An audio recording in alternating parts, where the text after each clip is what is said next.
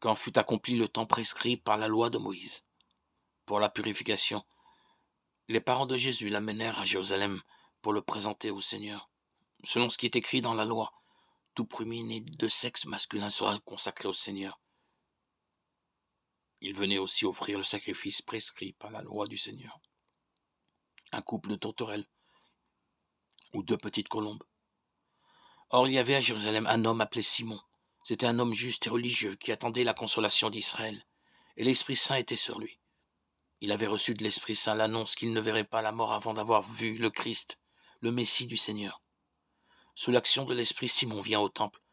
Au moment où les parents présentaient l'enfant Jésus pour se conformer au rite de la loi qui le concernait, Simon reçut l'enfant dans ses bras et il bénit Dieu en disant « Maintenant, ô Maître souverain, tu peux laisser ton serviteur s'en aller en paix, selon ta parole.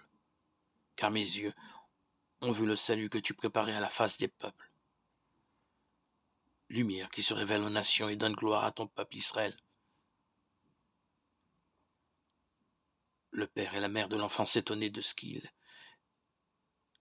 était dit de lui.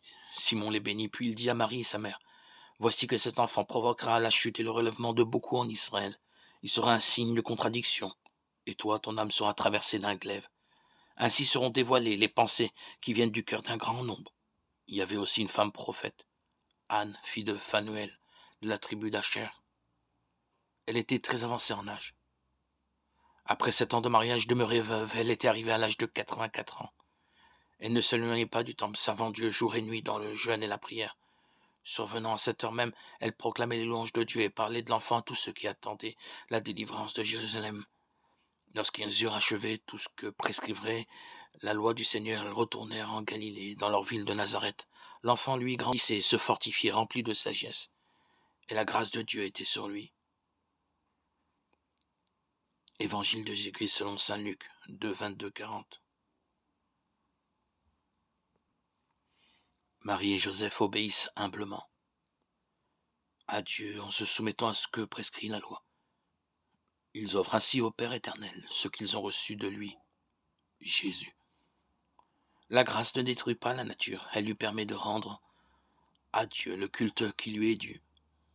Tout ce que j'ai, ce que je suis me vient du Père et j'ai besoin de son esprit pour lui rendre toute grâce.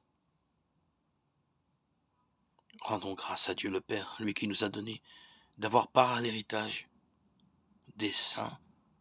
Dans la lumière, il est avant toute chose et tout subsiste en lui.